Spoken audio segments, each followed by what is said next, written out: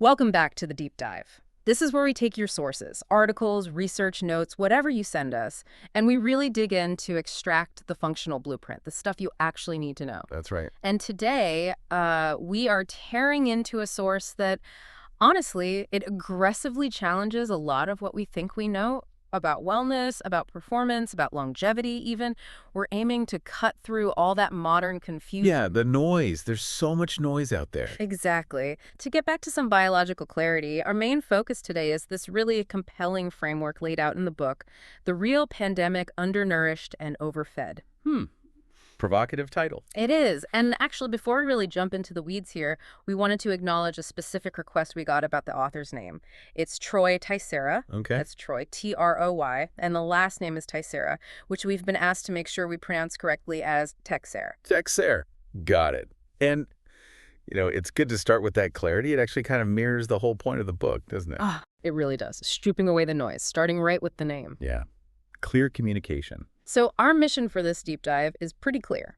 Extract that functional blueprint for your performance. We're talking mental, physical, metabolic by, ditching all the endless fads and trends. Getting back to what actually works biologically. Utility. Biological utility, that's the phrase.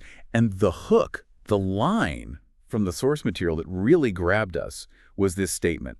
We are not nourished, we're narcotized. Oof, that hits hard. Narcotized. Yeah.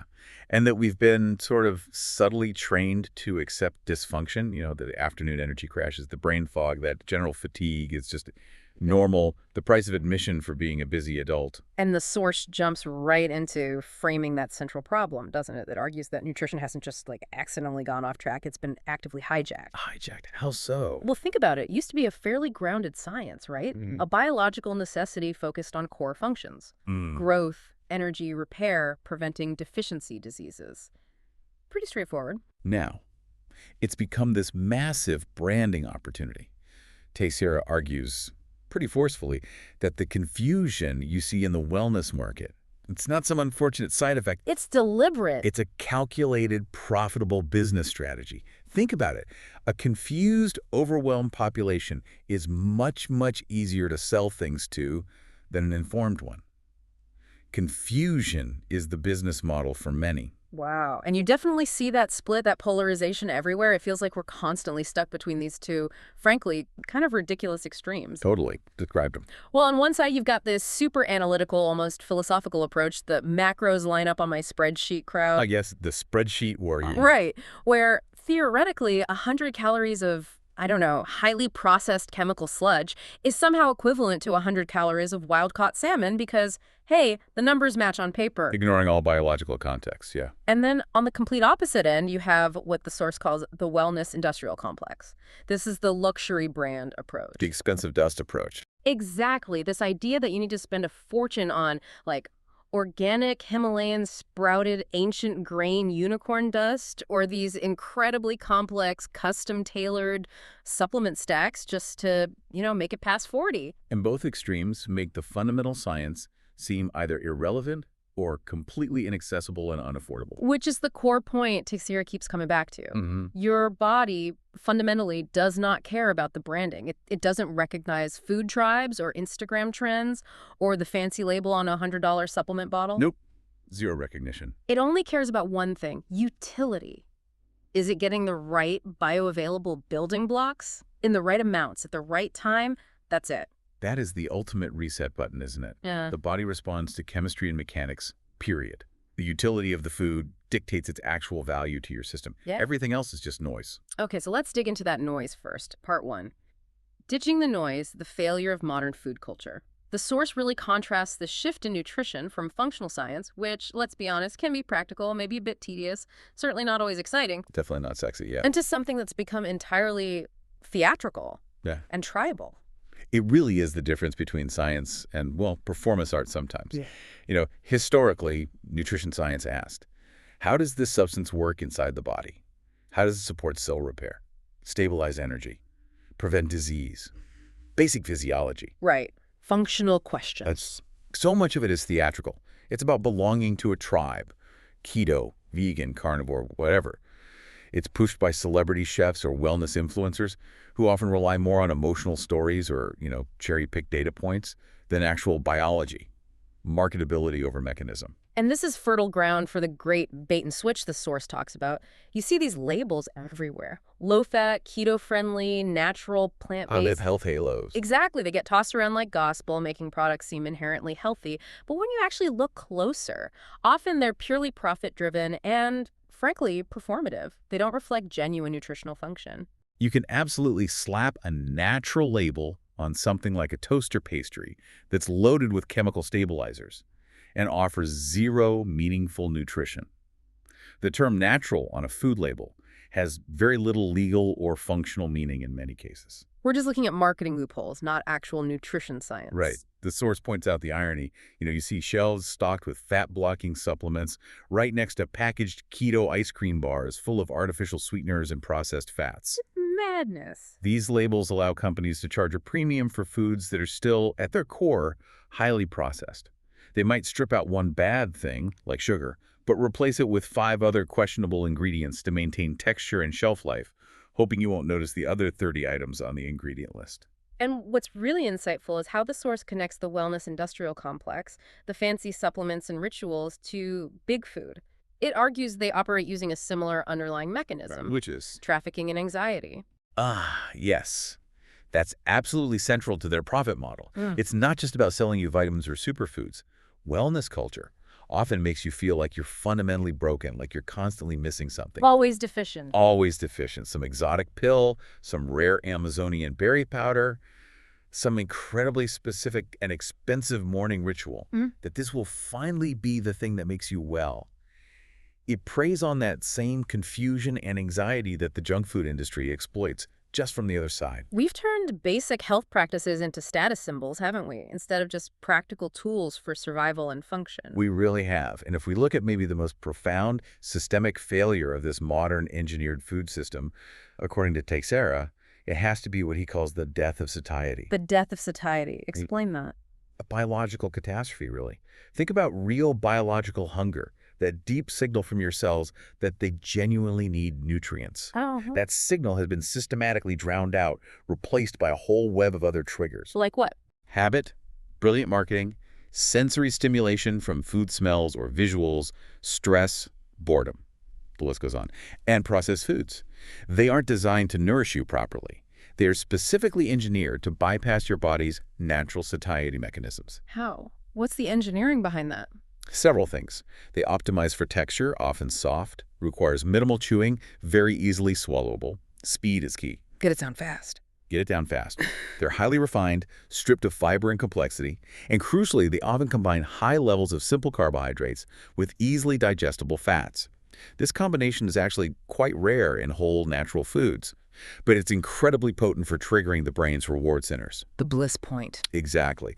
That combination practically guarantees overconsumption because the food disappears quickly, the actual nutrient density is low, and the body's signals for feeling truly done, for completion, they never really get triggered properly. The faster you eat it, the sooner you need or want to buy more. The moment you feel genuinely deeply satisfied, the potential for repeat purchase goes down. Precisely.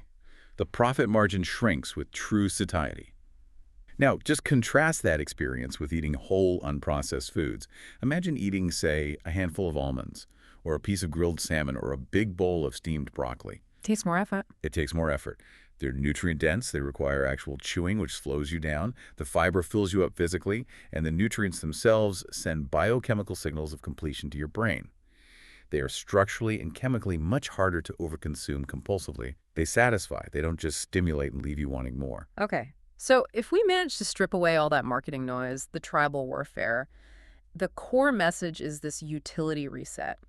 What's the simple, practical question we should be asking ourselves every single time we eat? The source hammers this home. The question should always be, what job is this food doing for my body right now? What job is it doing? Yeah. Is it providing raw materials for muscle repair after my workout? Is it giving me stable, slow-burn energy for the next few hours of focused work? Is it delivering essential micronutrients my immune system needs? If you can't answer that clearly, if you're eating purely out of habit or convenience or just chasing a temporary dopamine hit from sugar, then the odds are it's not actually nourishment. It's just noise. Stop chasing perfection. Start demanding function. Hence the shift. Functional food direction, not food perfectionism. All right, let's pivot then. Part 2, the core building blocks. Let's get into the raw materials that define that function, starting with the big one, protein. Teixeira calls this the single most critical nutrient most people undershoot. Why so critical? Well, it's the master nutrient primarily because it's structural. We tend to think protein equals biceps, right? But that's just scratching the surface. It's more than muscle. Oh, way more. Protein is the literal raw material for basically every tissue and critical process in your body. Muscles, yes, but also organs, bones, ligaments, enzymes that run reactions, hormones that send signals, neurotransmitters for your brain, and every single antibody your immune system uses for defense. Wow. Okay, it's fundamental infrastructure. Completely. So when your intake is consistently low, even just a little bit low, your resilience quietly diminishes across every system. Metabolic efficiency drops. Your body's ability to repair and defend itself is compromised. Protein is the body's ultimate bricklayer and the lead on the repair crew. And this is where we hit that big hurdle, the RDA trap. Most people probably think, oh, I hit the recommended dietary allowance, 0.8 grams per kilogram of body weight, I'm good. Right. And that number, according to this deep dive, needs a massive asterisk next to it. It must be understood for what it is. The absolute bare minimum wage of protein intake. Minimum wage, I like that analogy. It's the amount required for a completely sedentary adult to basically just prevent acute malnutrition, to not fall apart immediately. It is categorically insufficient to support any kind of strength gain, robust tissue repair after exercise or injury, or critically, to support healthy aging and fight muscle loss. So for anyone active or anyone just trying to, stay strong as they get older, that 0.8 number is basically irrelevant. Functionally irrelevant for optimization, yes.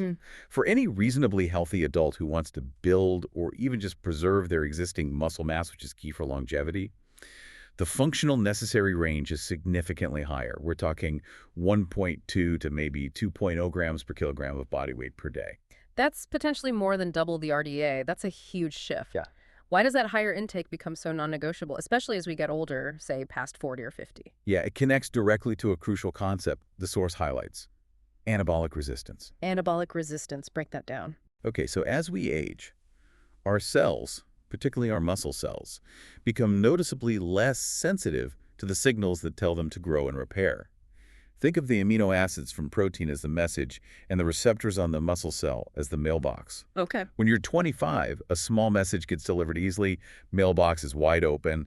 By the time you're 55, that mailbox is kind of rusty, maybe harder to open. You need a much bigger, louder message, a higher concentration of amino acids, especially leucine hitting that cell to get the same growth and repair response. So the same amount of protein that triggered muscle building easily when you were younger just doesn't cut it later on. It delivers less of a punch. Exactly right. It delivers a fraction of the response. This means you have to proactively, strategically increase your protein intake just to maintain the status quo, just to fight against that natural age-related decline in muscle sensitivity. And the source is pretty blunt about the consequences of not doing that, framing muscle loss sarcopenia as more than just looking less fit. Oh, it doesn't pull punches at all. It calls sarcopenia a mobility death sentence. Wow. Strong words. Because it is. Muscle mass isn't just for lifting things. It's a powerful predictor of longevity, of your ability to recover from illness or injury, of your overall resilience. Muscle tissue is metabolically active. It burns calories. It helps regulate blood sugar by demanding glucose. It's like a metabolic buffer. A huge metabolic buffer. It also acts as a crucial protein reservoir. When you get sick, your body needs extra protein to fight infection and repair damage. If you don't have adequate muscle mass, where does it get it? It starts breaking down essential tissues. People often complain their metabolism just died in middle age. Often it's because they've lost the metabolic engine that muscle provides. Preserving it is probably the single best metabolic insurance policy you can invest in. Okay, so higher intake is key. But it's not just about the total grams per day, right? The source emphasizes quality and timing too, which brings us to the leucine threshold. Yes, this is super actionable. Probably one of the most practical takeaways. First, quality. Protein quality generally relates to its essential amino acid profile. Animal sources meat, fish, dairy, eggs are usually complete, meaning they contain all 9 essential amino acids our body can't make. And plants. Most plant proteins, beans, lentils, grains, are incomplete, meaning they lack one or more essential amino acid. So you need to combine different plant sources carefully throughout the day to get the full spectrum. But the really critical concept for triggering muscle growth is this leucine threshold. Tell me more about leucine specifically. What makes it the key? Leucine is one of the essential amino acids, but it plays a unique role. It acts as the primary signaling molecule, like the ignition key that turns on the machinery for muscle protein synthesis, MPS, which is the process of building and repairing muscle tissue. So it's the trigger. It's the main trigger. And research consistently shows that to maximize that MPS response after a meal or workout, each dose of protein you consume needs to contain a minimum threshold of leucine, roughly 2.5 grams. Okay, 2.5 grams of leucine. How does that translate into actual food? Like, how much total protein is that? For high-quality protein sources like whey, meat, fish, or eggs, that 2.5 grams of leucine typically corresponds to consuming about 25 to 30 grams of total protein in that single sitting. Right. So let's make this practical. If someone has, say, a small yogurt parfait for breakfast with maybe 15 grams of protein, what happens? Are they missing out? If it's only 15 grams, even from a good source, you likely haven't hit that 2.5 gram leucine trigger. You've gotten some nutritional value, sure, amino acids are still useful. But you haven't flipped the main anabolic switch to maximize muscle repair or building from that meal. You're leaving potential gains on the table. Significant potential, yes. Especially if you're an older adult dealing with that anabolic resistance we talked about, where the system is already less responsive. For maximizing the benefit, hitting that 25-30 gram target per meal, breakfast, lunch, and dinner seems to be really crucial based on the science. And timing matters, too, because the body isn't great at storing protein for later use, is it? You can't just save it all up for one massive steak dinner and expect the same result. No, highly inefficient strategy. The body doesn't have a dedicated storage tank for protein like it does for carbs, glycogen, or fat, adipose tissue. Amino acids are either used relatively quickly for building and repair, converted to energy, or potentially converted to fat if there's a massive excess. So spreading it out is key. Spreading it out is vital. Strategic intake. The source strongly advocates for front-loading your day with protein, making absolutely sure you nail that 25-30 gram target first thing in the morning, maybe 4 scrambled eggs, a big serving of Greek yogurt with nuts, or a quality protein shake. Why the emphasis on the morning? Because it sets the metabolic tone for the entire day. It helps stabilize blood sugar right from the start, which significantly quiets those nagging, often frantic hunger signals later on. It prevents that mid-morning energy crash that so often drives people towards sugary snacks or refined carbs by lunchtime. Okay, protein handle. Let's move to carbohydrates. The source pushes back hard against the idea that carbs are inherently villains, right? It frames them as essential tools. Essential tools, exactly. They are the body's preferred primary energy source, especially for higher intensity activity and, crucially, for the brain. The problem isn't carbs themselves. It's the overwhelming dominance in the modern diet of the cheap, fast, highly refined, fake versions. So we need to differentiate complexity versus convenience. Precisely. You have to divide them functionally. On one hand, you have complex carbohydrates. Think oats, sweet potatoes, whole fruits, vegetables, legumes, quinoa. These come naturally packaged with fiber. Which slows things down. Right, slows digestion, stabilizes blood sugar release. Plus, they bring along a whole host of other beneficial compounds, vitamins, minerals, phytonutrients. They're nutrient-dense fuel. And then you have the simple, refined carbs, soda, white bread, sugary cereals, pastries. These act like blunt instruments. They digest incredibly rapidly, leading to that quick spike in blood sugar and energy. Followed by the inevitable crash. Followed by the crash, the mood swings, and often increased cravings for more of the same. They actively fuel addictive consumption cycles rather than providing sustainable function. And this reliance on simple, refined carbs leads directly to another huge public health issue, the source highlights, the fiber crisis. Right. Most people in Western diets get maybe half the recommended fiber intake. If that, yeah, easily half or even less. And fiber is so much more than just, a digestive aid to keep you regular. It's a metabolic powerhouse. How so? Well, we mentioned it slows glucose absorption, which is critical for blood sugar control. It physically helps sweep waste and toxins out of the digestive tract.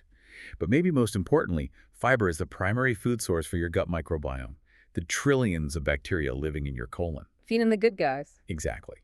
Certain types of fiber get fermented by these beneficial bacteria, and they produce compounds called short-chain fatty acids, or SCFAs. The most important of these is probably butyrate. Butyrate. Why does that specific one matter so much? Butyrate is fascinating stuff. It's the preferred fuel source for the actual cells lining your colonocytes. When these cells are well-nourished and healthy, they maintain the integrity of your gut lining. Preventing leaky gut. Precisely. It helps keep the gut barrier strong, which reduces local inflammation in the gut. But importantly, this effect isn't just local. A healthy gut lining is crucial for preventing systemic inflammation throughout the body. It impacts your mood, your immune function, your overall inflammatory status. So low fiber intake means low butyrate production, which contributes to a compromised gut barrier and higher inflammation levels system-wide. And those repeated aggressive blood sugar spikes from the simple fiber-free carbs you mentioned, that's what really drives insulin resistance, isn't it? Absolutely, it's the engine behind it. Think of insulin as the key that unlocks your cell doors to let glucose, blood sugar, inside for energy. When you constantly bombard your system with high doses of rapidly absorbed sugar and refined starches, Flooding the system. you're flooding the system. The cells get overwhelmed.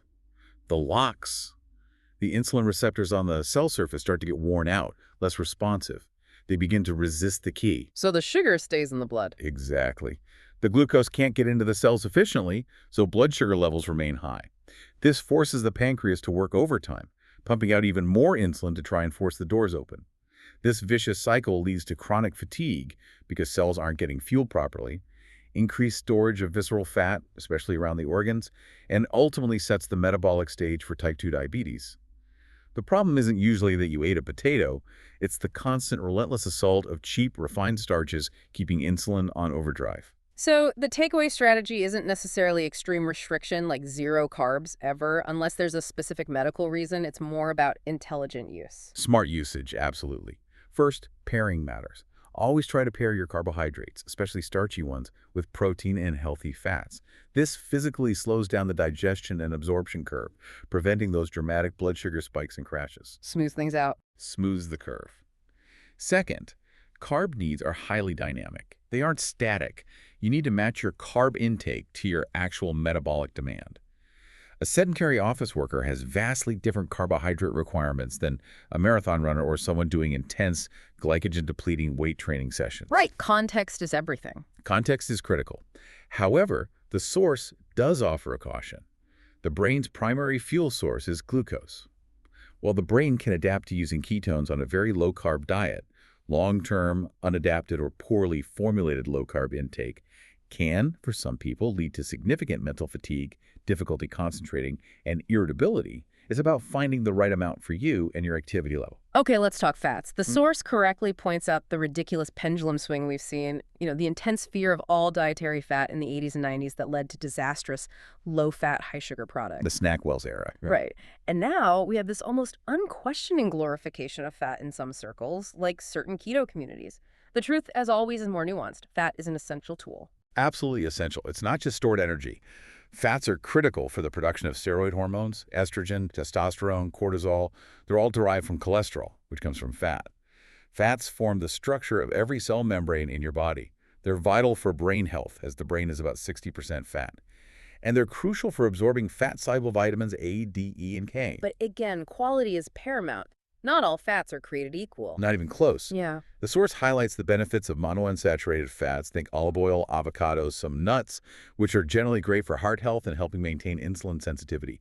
But the biggest, most overlooked issue in the modern diet, according to Teixeira, is the completely distorted ratio of omega fatty acids, the omega ratio fluke. The omega-6 to omega-3 ratio being way off. Way, way off. Massively inverted from our evolutionary norms and drastically exaggerated in quantity. Sure. Here's the deal. Omega-3 fatty acids, primarily found in fatty fish like salmon and sardines, but also things like walnuts and flax seeds, are generally anti-inflammatory. They help reduce inflammation in the body. Okay, omega-3s are good guys. Generally, yes. Omega-6 fatty acids are also essential. We do need some, but they tend to be pro-inflammatory when consumed in excess. And the issue is, they are wildly overrepresented in the modern food supply. Where do we get most of them? Mostly from cheap, highly processed vegetable oils. Soybean oil, corn oil, sunflower oil, safflower oil. These are ubiquitous. They're used in almost all processed snacks, baked goods, packaged dressings, restaurant fryers, everywhere. So the balance is skewed. Dramatically. Yeah. We likely evolved eating a ratio of omega-6 to omega-3 somewhere around 1.1, maybe up to 4.1 at most today. The standard Western diet often clocks in at 15.1, 20.1, even higher in some cases. That massive surplus of omega-6 relative to omega-3 constantly fuels low-grade chronic systemic inflammation. It's like pouring gasoline on an inflammatory fire day after day. Wow. Okay, beyond inflammation, the source also talks about fats being critical for regulating hunger, right? Yes, healthy fats are the great governors of satiety. They have the most significant impact on slowing down gastric, emptying how quickly food leaves your stomach. So they keep you feeling fuller longer. Much longer than carbs, or even protein, typically. This helps stabilize blood sugar, prevents energy crashes, and significantly reduces the urge to graze or snack constantly between meals. Healthy fats help keep your hunger signals honest, as the source puts it. They allow you to go longer periods comfortably without eating, not through sheer willpower, but because you're genuinely not hungry yet.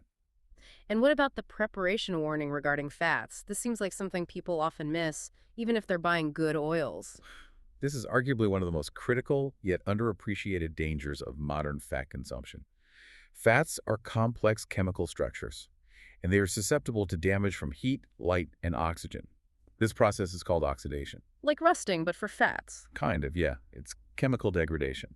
Now, some fats are more stable than others. Saturated fats like butter, ghee, coconut oil, and monounsaturated fats like olive oil, avocado oil, are generally more stable at higher temperatures. But polyunsaturated fats, especially those omega-6 rich vegetable oils we just talked about, corn, soy, sunflower, are chemically much less stable. So what happens when you cook with them, especially repeatedly, like in a deep fryer? When you heat these unstable oils, especially repeatedly to high temperatures like in commercial fryers, they oxidize rapidly.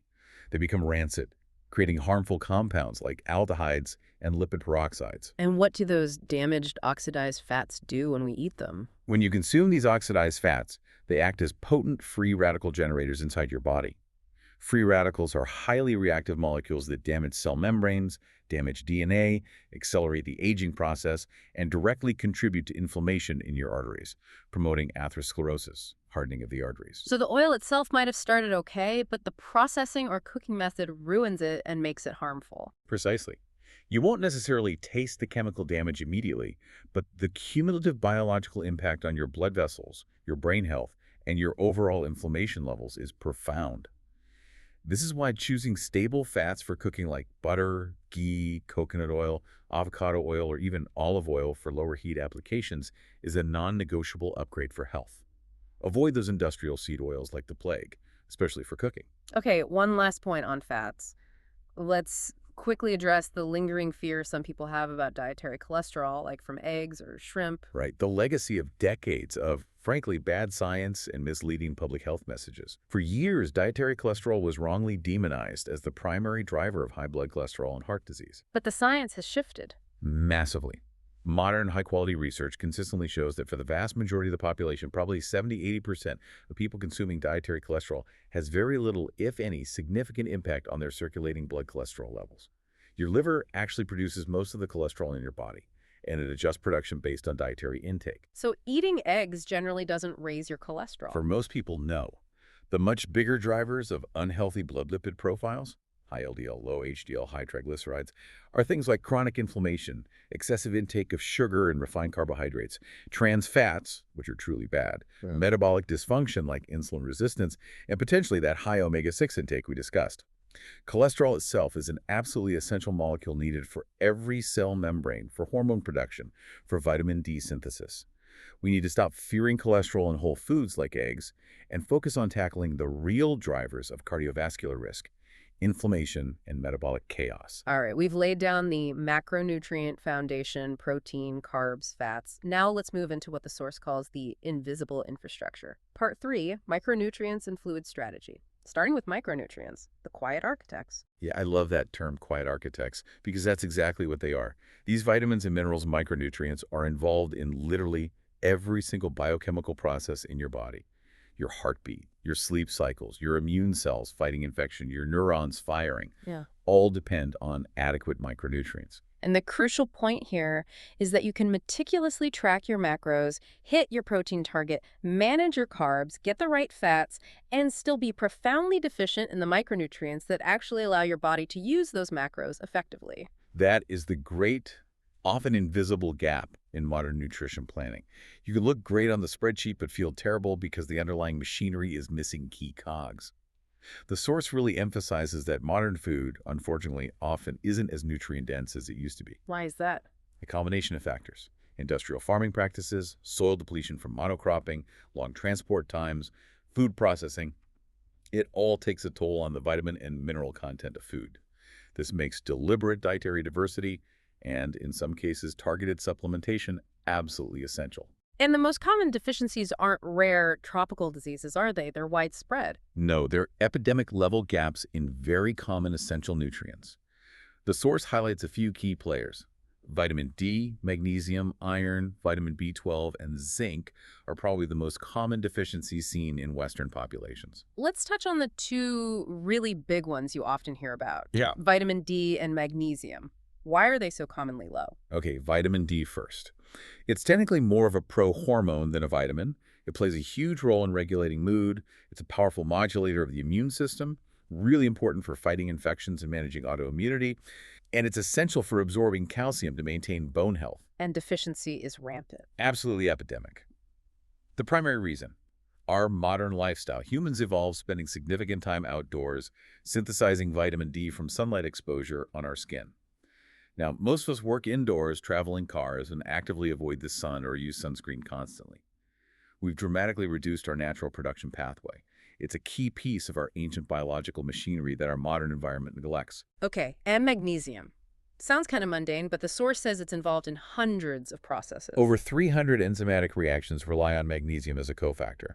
It's critical for energy production, muscle relaxation, the counterpart to calcium's contraction, nerve function, maintaining a stable heartbeat, blood sugar control, building proteins, synthesizing DNA. The list is enormous. Now, why are we often low? Several reasons. Firstly, soil depletion affects magnesium levels in plants. Secondly, food processing strips it out. But importantly, our lifestyle depletes it. Chronic stress burns through magnesium rapidly. High caffeine intake increases its excretion. Intense exercise also increases needs. So if you're stressed, drinking lots of coffee, and working out hard, which describes a lot of people, your magnesium requirements go way up, while intake might be simultaneously low. And common symptoms of low magnesium. Things like muscle cramps or twitches, anxiety, difficulty sleeping or staying asleep, fatigue, irritability. It's often involved when things just feel generally off or wired. The source also mentions iron and B12, often linked to fatigue. Yeah, both are critical for energy. Iron is essential for hemoglobin, the protein in red blood cells that carries oxygen. Low iron means less oxygen delivery, leading directly to fatigue and reduced endurance. Vitamin B12 is crucial for nerve health, red blood cell formation, and DNA synthesis. Deficiency can cause severe fatigue, neurological problems like numbness or tingling, and cognitive issues. But it cautions against just randomly supplementing, especially iron. Very wisely, yes, particularly with iron. While iron deficiency is common, especially in women of reproductive age, iron overload can also be dangerous. Excess iron is pro-oxidant and can accumulate in organs, causing damage. So it's crucial to get your levels tested before starting high-dose iron supplementation. Don't guess. In B12, B12 deficiency is more common in older adults due to reduced absorption, and especially in vegetarians and vegans, as B12 is primarily found in animal products. Again, testing and targeted supplementation, if needed, is the smart approach. this brings us to a really important concept the source highlights: synergy and bioavailability. Nutrients don't work in isolation, do they? Not at all. They function like an orchestra, not a collection of soloists. They are deeply interdependent. There are countless examples. Give us one or two. Okay, well, we just talked about vitamin D and magnesium. Turns out, magnesium is required as a cofactor for the enzymes that activate vitamin D in your body. So, you could be taking vitamin D supplements, but if your magnesium is low, you might not be converting it efficiently to its active form. Wow, okay. They rely on each other. Absolutely. Another classic example. Vitamin D is necessary for efficient calcium absorption from the gut. And a practical one from the source. Plant-based iron, called non-heme iron, is notoriously difficult for the body to absorb. However, consuming it alongside vitamin C dramatically increases its absorption. So eating beans with bell peppers is better than eating beans alone for iron uptake. Exactly. That's food synergy in action. Your isolated supplement pill is trying to replicate this incredibly complex, synergistic nutrient matrix found in whole foods, and it often does a poor job, or only addresses one piece of the puzzle. So the strategy needs to be more sophisticated than just popping a generic multivitamin and hoping for the best. Far more sophisticated. The source strongly advocates for food rotation and dietary diversity. Mm. We need to consciously, tactically incorporate nutrient-dense powerhouse foods that often get overlooked in standard clean-eating diets. Like what? Things like sardines or other small, fatty fish packed with omega-3s, D, calcium, liver, an incredible source of A, B12, iron, copper. Even small amounts once a week can be hugely beneficial. Seaweed, iodine, minerals, oysters, zinc, fermented vegetables, probiotics, K2. We need to broaden our food horizons beyond the usual chicken breast and broccoli rotation. And stress and exercise increase needs too. Definitely. The source notes that intense physical training and chronic mental or emotional stress significantly increase the metabolic turnover and loss of key minerals like magnesium, zinc, sodium, and also B vitamins. So if you're pushing hard in life or in the gym, your requirements for these micronutrients are likely higher than the baseline RDA suggests. True micronutrient repletion starts with awareness, maybe some targeted testing based on symptoms or risk factors, and then strategic food choices and supplementation, not just blindly hoping a multi covers all bases. Okay, shifting gears slightly within this invisible infrastructure. Let's talk hydration and electrolytes. The source starts by busting a common myth that thirst is a reliable indicator of when to drink. Yeah, that's a big one. Thirst is actually a lagging indicator. By the time that signal registers consciously in your brain, you are likely already mildly dehydrated, maybe 1–2% loss of body water. And even that small amount matters. Oh, absolutely. Even mild dehydration demonstrably impacts cognitive function, focus, reaction time, mood stability, as well as physical performance, strength, and endurance. Water is, without a doubt, the most potent and tragically underutilized performance enhancer available to literally everyone. But here's the deeper insight from the source. Simply, drinking plain water isn't always enough. Water without electrolytes is described as functionally incomplete. That is the absolute crucial missing piece in most hydration advice. When you lose fluid, especially through sweat, exercise, or even just chronic stress, you don't just lose plain water, you lose critical electrolyte minerals dissolved in that water. Namely, Primarily sodium and chloride, salt. but also potassium, magnesium, and calcium. These electrolytes carry electrical charges and are essential for nerve impulses, muscle contractions, fluid balance, and countless other functions. If you replace the lost fluid with only plain water, especially in large volume, You dilute what's left. you dilute the concentration of the remaining electrolytes in your system. You're essentially watering down your internal environment, creating an imbalance, not restoring true hydration. So why is just replacing fluid with plain water potentially problematic? What does that imbalance feel like? Well, the source explains the cellular mechanism. Sodium and potassium, in particular, run the critical sodium-potassium pump in your cell membranes. This pump helps regulate fluid balance inside versus outside the cells. Broadly speaking, sodium helps pull water into cells, while potassium helps manage fluid levels. Without adequate electrolytes, particularly sodium, in the extracellular fluid. Water can't get into the cells properly. Exactly. Water tends to pool outside the cells. This is why people who diligently drink liters and liters of plain water can paradoxically still feel bloated, puffy, maybe have swollen fingers or ankles, yet simultaneously feel thirsty or have dry mouth or skin at a deeper cellular level. The water isn't getting where it needs to go. And there's even a risk of going too far with plain water, isn't there? Hyponatremia. Yes, that's the extreme end of the spectrum.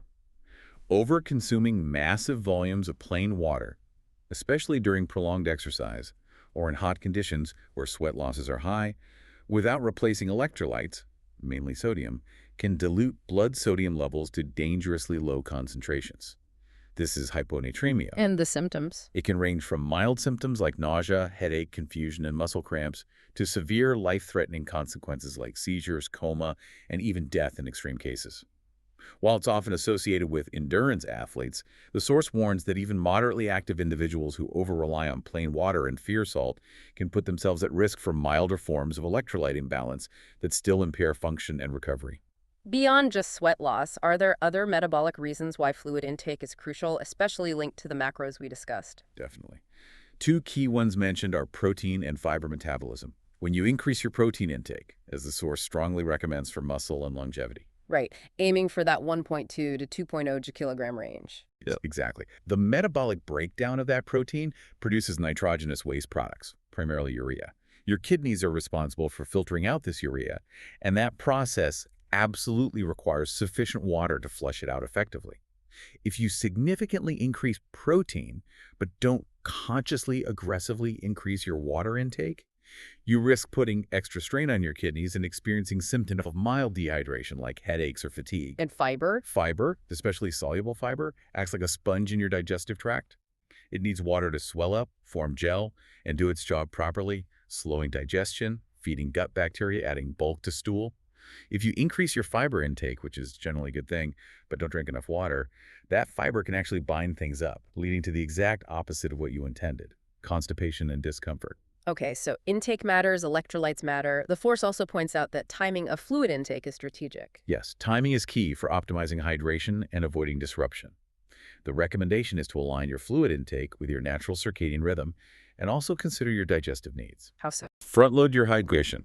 Start your day, ideally soon after waking, with a good amount of fluid, maybe 16-20 ounces of water, perhaps with a small pinch of high-quality sea salt or an electrolyte mix to rehydrate after overnight losses and support that morning cortisol awakening response. Get the system going. Get the system going.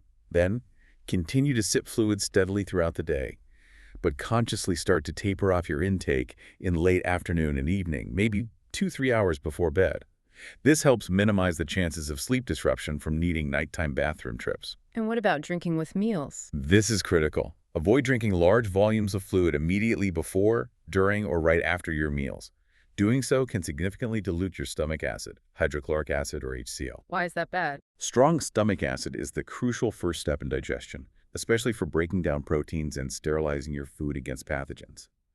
Diluting it impairs digestion, can lead to bloating or indigestion, and reduces your ability to absorb key nutrients like minerals, iron, zinc, calcium, and vitamin B12, which all require adequate acidity. Sip small amounts with meals if needed, but don't chug large glasses right around mealtime. Makes sense. And lastly, on hydration, there's a specific warning for the aging population. Yes, this is really important to emphasize. As we age, several physiological changes occur that increase the risk of chronic dehydration. Firstly, our natural thirst sensation often becomes less sensitive, less reliable. We just don't feel thirsty as readily, even when our body needs fluid. So you can be dehydrated and not even realize it. Exactly. Secondly, kidney function tends to decline slightly, affecting the ability to concentrate urine and conserve water. Thirdly, overall body composition changes typically, a decrease in muscle mass. Since muscle tissue holds a significant amount of water, around 70%, losing muscle means reducing your body's total fluid reservoir. All factors conspiring towards dehydration. Yes, these factors combined mean that older adults are significantly more prone to chronic, low-grade dehydration, which can quietly exacerbate other health issues, contribute to fatigue, constipation, urinary tract infections, and even cognitive decline or confusion. For older individuals, being proactive and consistent with fluid and electrolyte intake, not just relying on thirst, is absolutely vital for maintaining health and function. Okay, let's transition to the final section, part 4, the functional blueprint, focusing on training, rhythm, and recovery. First up, strength and longevity. The source frames resistance training not just as, exercise for fitness bucks, but as a fundamental, non-negotiable investment in your entire lifespan. Building infrastructure. That's the perfect word, infrastructure. Strength training is the single most effective intervention we have to combat age-related decline and build resilience. It does far more than just build visible muscle. It maintains your metabolic rate, improves insulin sensitivity dramatically, strengthens bones, and directly fights sarcopenia, that age-related muscle loss we talked about. And the source specifically highlights what it calls the silent scaffolding, the tissues beyond muscle that benefit. Right, the forgotten tiers. Bones, tendons, and fascia. These often get overlooked, but are crucial for long-term function and injury prevention. Let's start with bones. Okay, bones, we think of them as just hard calcium structures. But they're not inert. Bones are living, dynamic tissues that are constantly remodeling themselves in response to the mechanical forces placed upon them. This is Wolff's Law in action. Meaning bones adapt to load. When you apply appropriate stress, like through weightlifting or even impact activities like jumping or running, it signals bone cells, osteoblasts, to lay down new, denser bone tissue. Conversely, if you remove mechanical stress through prolonged inactivity or sedentary habits, the body interprets that as, we don't need strong bones here, and bone density starts to decline. Osteoporosis. Bones need that stimulus. So lifting weights literally builds stronger bones. Directly signals them to become denser and more resilient. Now, what about tendons? These are the tough, collagen-rich cables that connect our muscles to our bones. They seem prone to injury sometimes. They can be, especially if mistreated. Tendons adapt much more slowly than muscle tissue, primarily because they have a poorer blood supply. They don't respond well to just fast, explosive movements all the time. They thrive on more controlled, intentional stress. Like what kind of stress? The source emphasizes the importance of isometric holds, contracting the muscle and holding the joint angle steady against resistance, and particularly eccentric work. Eccentrics, that's the lowering phase of a lift, right? Exactly. Slowly controlling the descent portion of an exercise, like lowering a weight slowly during a bicep curl or squat. This type of loading places significant tension on the tendon and seems to be particularly effective at stimulating collagen synthesis and strengthening the tendon structure over time. It requires patience, though. And the third tier, fascia, that sounds a bit mysterious. Fascia is that amazing, intricate web of connective tissue that wraps around and interconnects everything in your body: muscles, organs, nerves, blood vessels. Think of it like a body-wide internal cling film, but much more complex and responsive. And how does training affect it? Healthy fascia is supple, hydrated, and allows tissues to glide smoothly over each other. However, with inactivity, dehydration, or chronic inflammation, fascia can become thickened, restricted, and develop adhesions, leading to stiffness, pain, and reduced range of motion. Varied movement, stretching, and things like foam rolling or massage helps keep fascia healthy and pliable. Hydration is also key for fascial health. So the takeaway isn't just lift heavy things. It's about a more intelligent approach to progression that considers all these tissues. Absolutely. The source provides a really useful hierarchy for sustainable progress, warning against the common ego-driven trap of just adding more weight or more reps mindlessly, which often leads to injury, especially in these slower adapting connective tissues. What's the recommended progression? It's layered. First, focus on mastering control and full range of motion. Can you perform the exercise correctly, smoothly, through its entire intended path without momentum or compensation? Own the movement pattern first. Okay, control first. Then, once control is established, you progressively add load, weight, or resistance. And finally, once you're comfortable with the load and control, you can start manipulating variables like tempo, how fast you lift and lower, or volume sets and reps. This disciplined, layered approach ensures that the muscles, tendons, bones, and fascia all have a chance to adapt together, reducing injury risk and building true, resilient strength. And the hormonal benefits of this type of structured resistance training are significant too, aren't they, for everyone? Huge benefits, regardless of gender or age. Resistance training acts as a potent natural hormonal regulator. It can help boost levels of key anabolic hormones like testosterone, important for both men and women, and growth hormone, both of which decline with age. Crucially, it dramatically improves insulin sensitivity, helping your body manage blood sugar more effectively. Which ties back to preventing insulin resistance. Directly. This hormonal stabilization effect is incredibly valuable, especially for individuals navigating middle age and beyond, where natural hormonal shifts can start to accelerate metabolic dysfunction and body composition changes. The source reinforces the idea of functional minimums, aiming for at least 2, ideally 3, dedicated strength training sessions per week for all adults. Prioritizing compound movements exercises that use multiple joints and muscle groups like squats, deadlifts, hinges, presses, and rows pulls gives you the most bang for your buck in terms of preserving overall function and fighting frailty. All right, if strength training builds the infrastructure, then the absolute base layer, the foundation upon which all repair and adaptation happens, must be sleep and circadian rhythm. Unquestionably. The source positions sleep not merely as downtime or rest, but as an active, non-negotiable biological overhaul protocol. It's when the body and brain perform critical maintenance. Like what kind of maintenance? Deep physical repair of tissues, including muscle fibers damaged during exercise. Immune system regeneration and calibration producing cytokines and antibodies. Memory consolidation transferring information from short-term to long-term storage. Emotional regulation. And crucial hormonal resets balancing cortisol, insulin, growth hormone, appetite hormones. Bro. Sleep is when the physiological reset button gets pushed. And this whole process is orchestrated by our internal clock, the circadian rhythm, which is primarily driven by light. Exactly. Light is the master conductor of the circadian orchestra. Specifically, exposure to natural bright light, especially in the morning, is the most powerful signal to set our internal clock. How does morning light work? Morning light hitting the retina signals the brain's central clock, the suprachiasmatic nucleus, or SCN, that it's daytime. This triggers a cascade of events, suppressing melatonin, the sleep hormone, initiating a healthy rise in cortisol, the alertness hormone, to wake us up, and basically starting the countdown timer for the day's biological processes, including eventual sleepiness later on. And the problem is artificial light, especially at night. That's the major disruptor in modern life. Exposure to artificial light, particularly blue wavelength light emitted strongly by screens, phones, tablets, computers, TVs, in the evening, directly confuses the brain. It tricks the SCN into thinking it's still daytime, which actively suppresses the natural evening rise of melatonin. Delaying sleep onset. Delaying sleep onset, reducing sleep quality, and throwing the entire 24-hour rhythm out of whack. We're essentially giving our brains conflicting signals at the very time they should be preparing for rest and repair. And we need to think about not just duration, but sleep architecture, too, those 90-minute cycles the source mentions. Yes, quality over just quantity sometimes. Sleep isn't monolithic. It cycles through different stages, typically in blocks of about 90 minutes. We cycle between lighter sleep, deep sleep, also called slow-wave sleep, and REM, rapid eye movement sleep. And each stage has a different job. Broadly speaking, yes. Deep sleep seems primarily responsible for physical restoration, tissue repair, growth hormone release, clearing metabolic waste from the brain. REM sleep is more associated with cognitive functions, memory consolidation, learning, emotional processing, dreaming. To feel fully rested and get the full benefits, your body needs to cycle through several complete 90-minute cycles, typically 4 to 6 per night, allowing adequate time in both deep and REM sleep.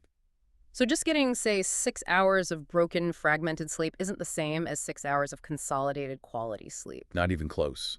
If your sleep is constantly interrupted or you're chronically shortchanging yourself, you might be missing out disproportionately on certain crucial stages, like deep or REM sleep, leading to specific deficits in physical repair or cognitive function, even if the total time in bed seems okay. And the source is adamant that we cannot just push through chronic sleep loss, right? The sleep when you're dead mentality is biologically flawed. It's a dangerous myth. The source calls it the sleep deprivation myth. Your body does not adapt to chronic sleep loss. It simply accumulates it dead, with mounting physiological consequences. What are the main consequences? Hormonally, it's a disaster. Chronic sleep deprivation consistently raises levels of ghrelin, the potent hunger hormone that drives appetite. Simultaneously, it lowers levels of leptin, the hormone that signals fullness and satiety, Making you hungrier and less satisfied. a recipe for overeating and weight gain. Even more insidiously, sleep loss significantly impairs insulin sensitivity, making your cells resistant to insulin's effects. This directly sabotages fat loss efforts and increases risk for metabolic syndrome and diabetes. Cognitively, reaction time slows, decision-making suffers, mood becomes unstable. The source is clear. You cannot out-train, out-diet, or out-discipline chronic sleep debt. It undermines everything else you're trying to achieve. So what's the solution? It's about rebuilding that natural rhythm. Exactly. It's about rhythm restoration and consistency.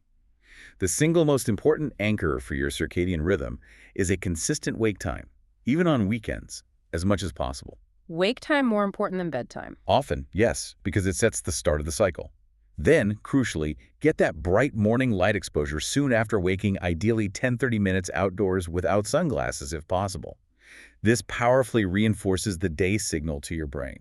And then managing light in the evening. That's the other critical piece.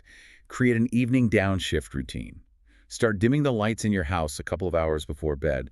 Use blue light filtering apps or glasses if you must use screens.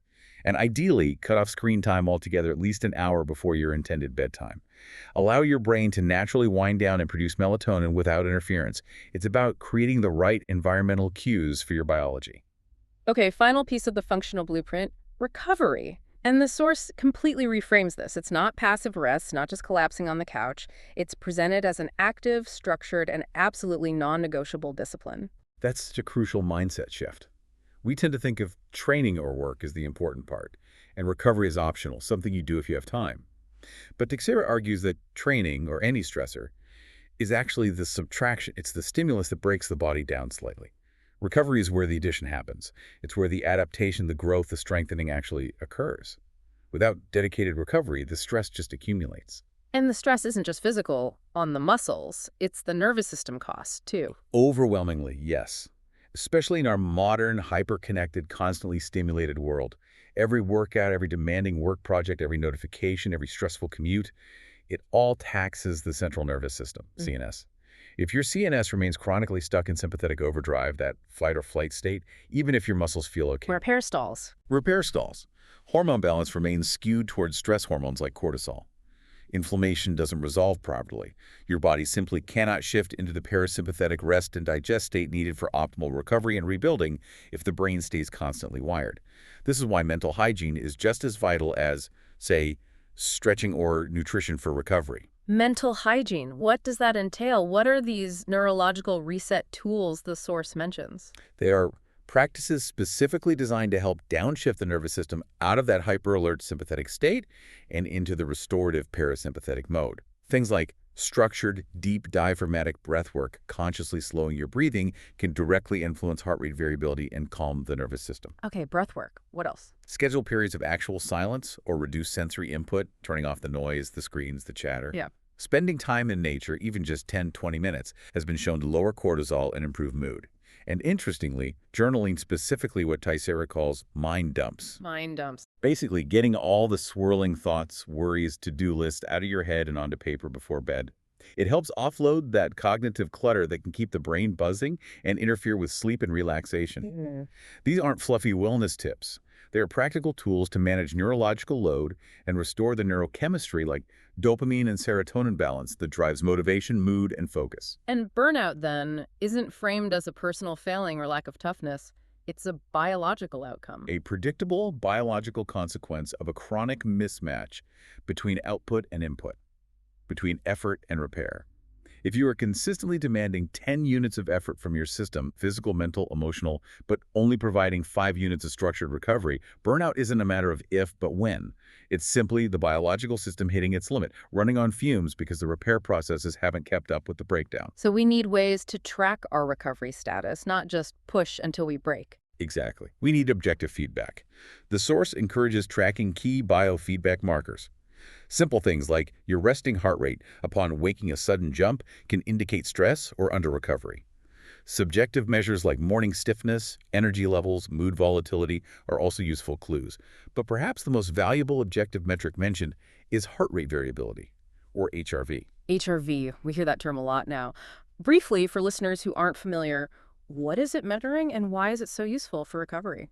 HRV measures the small natural variations in the time interval between your consecutive heartbeats. It sounds counterintuitive, but a healthy, well-rested, adaptable nervous system actually exhibits more variability between beats. A higher, more variable HRV generally reflects good balance, more parasympathetic activity, and readiness to handle stress. And low HRV. A consistently low or unusually depressed HRV score often indicates that your system is under significant stress, fatigued, tilted towards sympathetic overdrive, and likely needs more recovery before tackling another major stressor, like a hard workout or demanding project. It provides an objective window into your nervous system state. So tracking HRV gives you proactive data to guide your decisions, knowing when to push and when to actively prioritize rest. Precisely. It helps you move from reactive recovery, waiting till you feel terrible, to proactive data-informed recovery. It allows you to modulate your training intensity or workload based on your actual physiological readiness, rather than just sticking rigidly to a pre-planned schedule, even when your body is signaling it needs a break. So the final formula for resilience, according to this source, isn't just about developing more grit or enduring more hardship. No, that's only half the equation. True. Sustainable resilience is built not just during the stress, but crucially during the deliberate, structured recovery after the stress. It's about becoming anti-fragile, not just bouncing back, but actually getting stronger because of the stress cycle, which requires that repair phase. It's recharged grit, as the source puts it. The deep stability that allows your entire system, physical, mental, emotional, to adapt and strengthen in the face of challenges, rather than simply wearing down and eventually breaking under the pressure. Wow. Okay, that really does provide a comprehensive functional blueprint. We've journeyed from feeling, as the source says, narcotized by confusing marketing slogans and pervasive wellness myths. Mired in that learned helplessness. Exactly. To operating from a place of much greater certainty, focusing solely on biological utility, all based on this deep dive into Troy Teixeira's framework. And the core shift really is moving away from chasing fleeting trends or exhausting decision fatigue towards establishing clear functional standards for yourself. It's not just another restrictive program you do for a few weeks and then inevitably quit, is it? No, the goal is to build an identity, to establish a new baseline where intentional movement feels like necessary balance, where food choices consistently serve a clear mission for your body, and where recovery isn't a reward you earn, but a fundamental, scheduled, non-negotiable part of the process. And having this kind of utility-focused framework allows you to constantly recalibrate, to adjust based on your life's demands, to evolve your approach without getting lost in the noise again. It replaces that constant decision fatigue with reliable principles. That feels like the definition of true personal performance optimization. And if you synthesize the whole message down, maybe the most dangerous thing that modern culture has normalized is that very learned helplessness. You mentioned that pervasive, insidious idea that health, energy, vitality, it's all just too complicated for the average person to understand or manage effectively. Or that it's something you have to buy the right pill, the right program, rather than something you build through consistent daily practice. Precisely. This framework brings it back to actionable basics. The new baseline isn't some mythical state of perfection.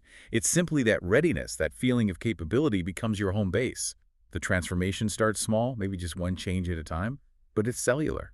It's rooted in consistency over weeks and months, not in short, unsustainable bursts of perfection. So to wrap this up, we want to leave you, our listener, with a final provocative thought that really encapsulates the essence of this source material. Consider this as you go through your week. Protein intake, prioritizing sleep, and engaging in intentional movement, particularly strength training. These aren't just abstract health habits. Teixeira frames them as fundamental forms of personal accountability. They determine on a daily basis whether you are merely a passenger in your own body, passively reacting to circumstances and feeling helpless, or if you are stepping back into the driver's seat, actively steering your biology and building the trajectory you want. The question is, which role are you actively building today?